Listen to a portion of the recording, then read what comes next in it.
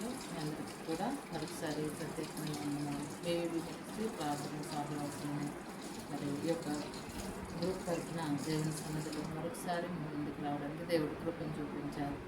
మరి యెహోవా నా కాపరి నాకు లేమి కలగదు అనే వాక్యం ద్వారా మనం మేలు పొందుకోవాలంటే మొదటగా మనము 23వ కీర్తనలో మరి మొదటి అధ్యాయము మరి చివరి వచనంలో నేను బ్రతుకు దినములన్నీ కృపాక్షేమములే నా ఎంట వచ్చును, చిరకాలము యెహోవా మందిరములో నేను నివాసము చేసేదను. మనము దేవుని సన్నిధిలో చిరకాలము ఆయనతో కలిసి సహవాసము చేసిన యెడల మన జీవితంలో గొప్ప కార్యాలు దేవాతి దేవుడు మనకు అనుగ్రహిస్తాడు. ఈనాడు మనం చూసుకున్నట్లయితే యెహోవా నా కాపరి నాకు లేమి కలగదు అన్న మరి దేవుని యొక్క వాక్యము మనందరి జీవితంలో, అలాగే ఎవరైతే ఈ వాక్యాన్ని వింటున్నారో మీ అందరి జీవితంలో నెరవేర్చబడాలంటే మనము కొంచెం లోతైన మర్మాల ద్వారా వాక్యాన్ని మనం ధ్యానించే వారిగా మనం ఉండాలి. యోహాను సువార్త 10వ అధ్యాయంలో మనం చూసుకున్నట్లయితే యోహాను సువార్త 10వ అధ్యాయంలో మనం చూసుకున్నట్లయితే 15వ వచనం మనం చదువుకున్నట్లయితే దేవుని వాక్యం తెలియజేస్తూ ఉంది, తండ్రి నన్ను ఎలాగునో నేను తండ్రిని ఎలాగూ ఎరుగుతును, అలాగనే నేను నా గొర్రెలను ఎరుగుతున్నాను. నా గొర్రెలు నన్ను ఎరుగును, మరియు గొర్రెల కొరకు నా ప్రాణము పెట్టించున్నాను.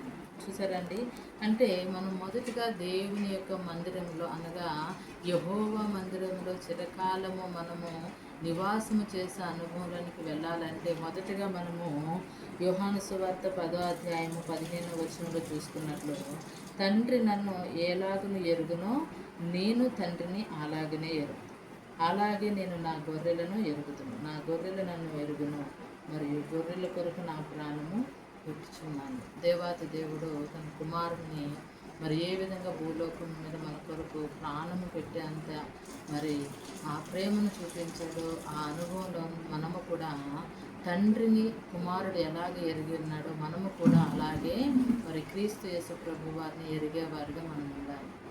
ఆ ఎరిగే క్రమంలో మరి దేవుని తెలుసుకున్న అనుభవంలో మనం ఎలాగ వెళ్ళాలి అంటే ఆయన ప్రేమ ఎంత లోతుగా ఉన్నదో మనం తెలుసుకోవాలండి. ఆ ప్రేమను బట్టి మనము ఆయనతో కలిసిన సహవాసము మన జీవితంలో క్షేమకరమైన అనుభవాలు, మేలుకరమైన అనుభవాలు దేవుడు మన యొక్క జీవితంలోనికి ఆయన మరి అనుగ్రహిస్తాడు. మనం చూసుకున్నట్లయితే యోహాను సువార్త 10వ అధ్యాయంలో మనము 11వ వచనం చూసుకున్నైతే నేను గొర్రెలకు మంచి కాపరిని, మంచి కాపరి తన గొర్రెల కొరకు తన ప్రాణము పెడతాడంట. చూసారండి, దేవుడు మంచి కాపరిగా మనకి క్రీస్తు యేసు ప్రభు వారిని అనుగ్రహించాడు. ఆ మంచి కాపరిగా ఉన్న ఆ యొక్క దేవాతి దేవుని కుమారుని యొక్క మరి ప్రేమను మనం కనుక్కోవాలి అంటే మనము ఆయనతో సహవాసం కలిగి ఆయన వెంబడించే అనుభవంలోకి వెళ్ళాలి. కాపరి వెంబడే మనం ఉండాలండి. కుమారుడు తండ్రిని ఎలాగ ఎరిగి ఉన్నాడో అలాగే కుమారుని కూడా మనం ఎరిగే అనుభవంలోనికి రావాలి. మన జీవితంలో లేమి కలగదు అన్న వాక్యము సంపూర్ణంగా నెరవేర్చబడాలి అని అంటే మనము దేవునితో ఒక పరిపూర్ణమైన ప్రేమ కలిగిన అనుభవంలోనికి వెళ్ళాలి. ఎందుకంటే ఆయన పరిపూర్ణత ఏం చేసిందంటే మన కొరకు ప్రాణము పెట్టిందండి. ఎలాగా తన కుమారుని ఈ లోకంలోనికి పంపించడమే కాదు, మనకి ప్రతి విషయంలో ఆయన నెమ్మదికరమైన అనుభవాలు, క్షేమకరమైన అనుభవాలు, ఆశీర్వాదకరమైన అనుభవాల్ని ఆయన మనకి అనుగ్రహించాడు. ఎందుకంటే 23వ కీర్తన మరి మొదటి అధ్యాయం 23వ కీర్తన 1వ వచనంలో మనం చూసుకున్నట్లయితే దేవుని వాక్యం సెలవిస్తూ ఉంది ఏంటి, యెహోవా నా కాపరి నాకు లేమి కలగదు, ఆయన నన్ను పచ్చిక కల చోట్ల నన్ను పరండి చేస్తాడు, శాంతికరమైన జలముల యొద్ద ఆయన నన్ను నడిపిస్తూ ఉంటాడు. మనము నడిపించేటప్పుడు ఏ అనుభవంలో మనము దేవునితో కలిసి నడుస్తున్నామా, ఆయనతో సహవాసము కలిగి నడుస్తున్నామా, ఆ కాపరిని వెంబడిస్తున్నామా అనేది మనము ఒకసారి జ్ఞాపకం చేసుకోవాలండి. మన జీవితంలో మనం చూసుకున్నట్లయితే కీర్తనల గ్రంథంలో 23 అధ్యాయము చాలా లోతైన మాటలు దాగి ఉంటాయి. మనం ఎన్నోసార్లు ఆ వాక్యాన్ని చదివి ఉంటాం, కానీ ఆ అనుభవాలు మన జీవితంలో మనము సంపూర్ణంగా స్వీకరించే అనుభవాల్లోకి మనం వెళ్ళలేకపోతున్నాం. అందుకనే దేవుని వాక్యము అసంపూర్తిగానే మన జీవితంలో ఉంటా ఉంది. ఆయన మరి మనకి కాపరిగా ఉన్నాడు. ఆయన కాపరిగా ఉన్నాడు. కాపరిగా ఉండడమే కాదు, ఆయన ఏమంటున్నాడు, పచ్చిక గల చోట్ల నన్ను పరండి చేస్తాడు, శాంతికరమైన జలముల యొద్ద నన్ను నడిపిస్తూ ఉన్నాడన్న మాట మన జీవితంలో నెరవేర్చబడాలి.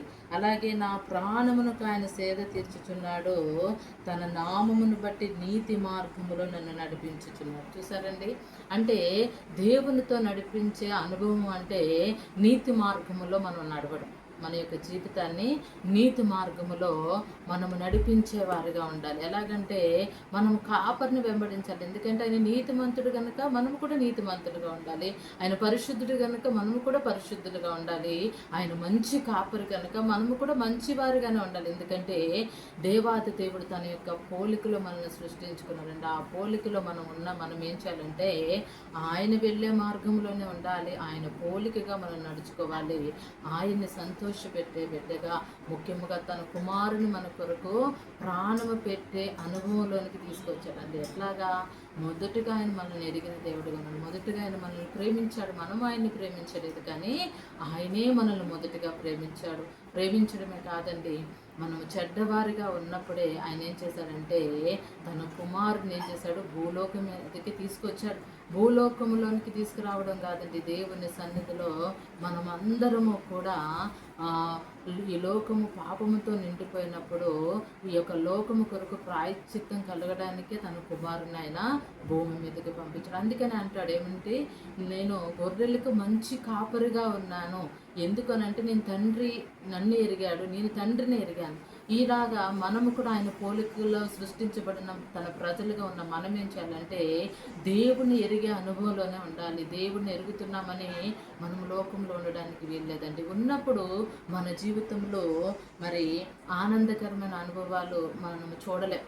ఎందుకంటే ఆయన చూడండి, దావీదు భక్తుడు 23వ కీర్తన 1వ వచనంలో చాలా స్పష్టంగా చెప్తా ఉన్నాడు, యెహోవా నా కాపరి, నాకు లేమి కలగదు. ఈనాడు దేవుడు నీ కాపరిగా ఉండాలంటే, దేవాతి దేవుడు నీకు కాపరిగా ఉండాలంటే తన కుమారుని ఈ లోకంలోనికి దేనికి తీసుకొచ్చాడు, ఎలాగ నీ కొరకు ప్రాణం పెట్టాడు, ఎలాగ బలియాగముగా సిలువలో నీ కొరకు ఆయన చివరి రక్తబొట్టు వరకు కార్చాడు. ఒకసారి జ్ఞాపకం చేసుకున్నట్లయితే ఖచ్చితంగా నీ జీవితము ఆనందకరమైన అనుభవాలు అటువంటి పరిస్థితుల గుండానే వెళ్తుంది, కానీ ఎక్కడ దుఃఖకరమైన అనుభవాలు ఉండవండి.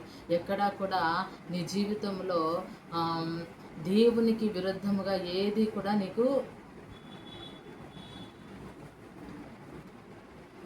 ఎందుకనంటే యెహోవా నా కాపరి, నాకు లేమి కలుగుతుందని చెప్పినట్లు నీవు పచ్చిక గల చోట్ల ఆయన నన్ను పరుండి చేస్తున్నాడు. అంటే అటువంటి ఆనందకరమైన పరిస్థితులు, దేవునికి నమ్మకముగా నువ్వు జీవించినట్లయితే, దేవుడిని నువ్వు వెంబడించినట్లయితే, ఆ ప్రధాన కాపరిని కాపరిగా నీవు నమ్మినట్లయితే నీ జీవితంలో ఈ అనుభవాలన్నీ కూడా దేవుడు కలగజేస్తూ ఉంటాడు. ఒకటి, మనకు నచ్చిన మార్గంలో మనం వెళ్ళటం కాదు, కానీ ఆ కాపరిని నువ్వు వెంబడించినట్లయితే ఆ కాపరి ఏం చేస్తాడంట, యెహోవా నా కాపరి, నాకు లేమి కలగదు. ఈనాడు ఏ పరిస్థితుల్లో నువ్వు లేమి కలిగి జీవిస్తున్నావేమో, లేకపోతే ఏ పరిస్థితులు గుండా నువ్వు కష్టతరమైన పరిస్థితులు గుండా వెళ్ళలేక ఒక్కొక్కసారి ఒక్కొక్కరి జీవితంలో చూసుకున్నట్లయితే భయంకరమైన పరిస్థితులు అండి. వారు ఆత్మహత్య చేసుకోవాలన్న అనుభవాల్లోనికి వెళ్ళిపోతూ ఉంటున్నారు.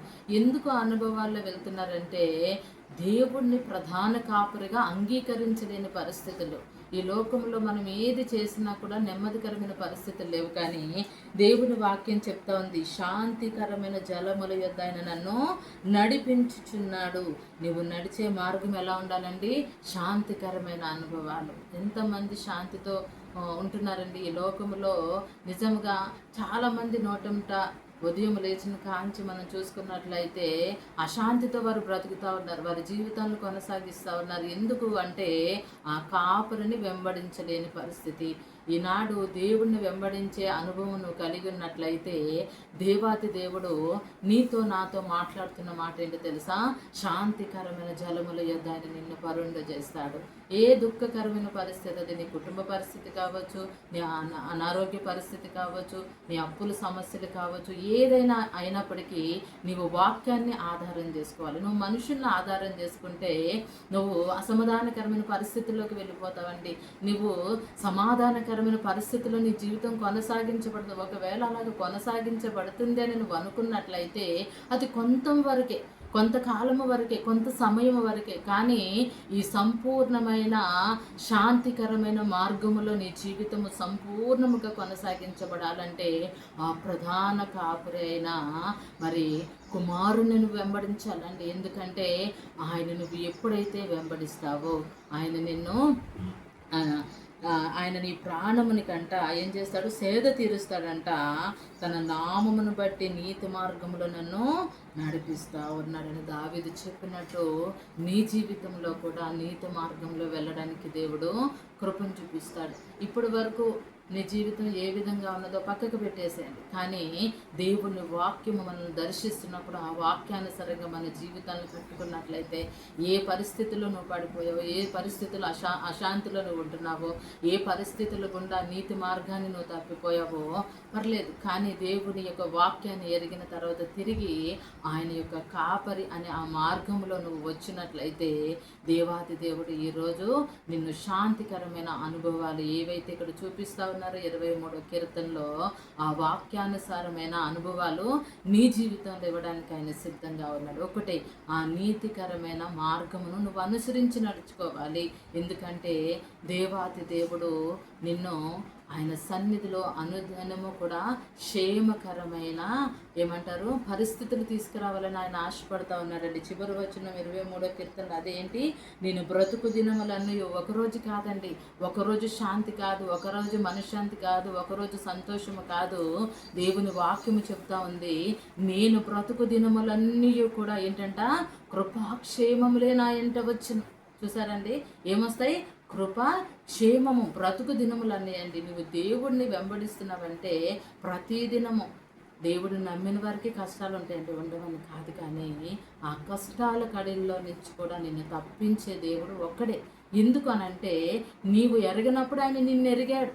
నీవు లోకములో ఉన్నప్పుడే ఆయన నిన్ను ఎరిగి ప్రేమించాడండి. మనుషులు మనల్ని బట్టి ప్రేమిస్తారు. మనకు కలిగిన దాన్ని బట్టి, అందమును బట్టో, ఐశ్వర్యమును బట్టో, మనకు కలిగిన ఆస్తిపాస్తులను బట్టో, మనకు కలిగిన బలగమును బట్టో మనల్ని ప్రేమిస్తారు, మనల్ని వెంబడిస్తారు. కానీ మనం బలహీనులుగా ఉన్నప్పుడు, అనీతిమంతులుగా ఉన్నప్పుడు, మనము లోకములో పాపముతో నిండిపోయినప్పుడు ఆయన ఏం చేశాడు?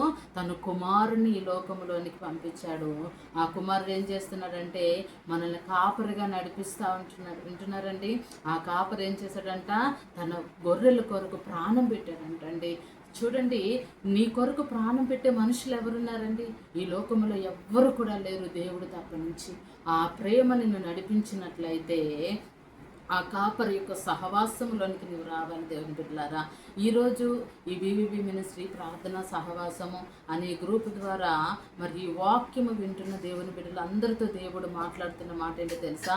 నీవు ఆ యొక్క దేవుని యొక్క మహిమకరమైన ఆ యొక్క మార్గంలోనికి నువ్వు నడిచినట్లయితే, ఆ ప్రధాన కాపరి నడిపించే నీతి మార్గంలో నువ్వు నిలిచినట్లయితే నీ జీవితం ఎలాగుంటుందంట?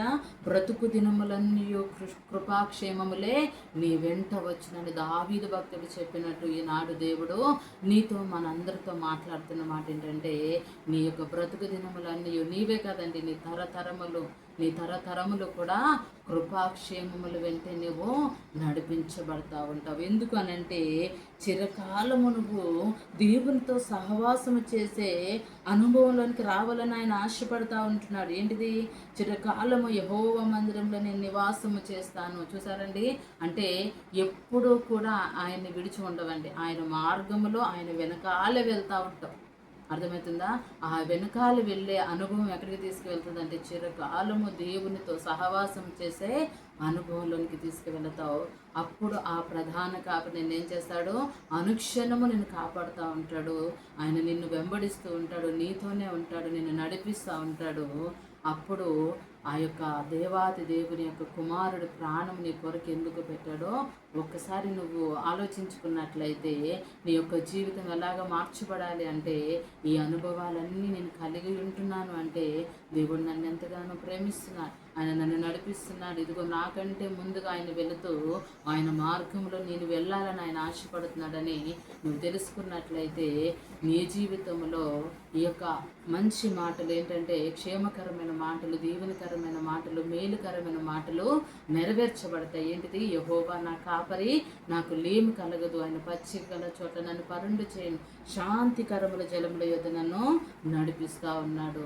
నేను బ్రతుకు దినములన్నీ కూడా కృపాక్షేమములే నా వెంట వచ్చుననే మాటలు మన జీవితంలో నెరవేర్చబడాలి అంటే మన కొరకు ప్రాణం పెట్టిన ఆ కాపరిని మనం ఎరిగేవారుగా ఉండాలి. దేవుని వాక్యానుసారంగా మన జీవితాన్ని మనం కట్టుకుంటూ ముందుకు వెళుతూ మన ద్వారా అనేక మందిని ఆ మార్గంలో నడిపించేవారుగా ఉండాలి. దేవుడి మాటలను దీవించి ఆశీర్వదించును గాక. God bless you.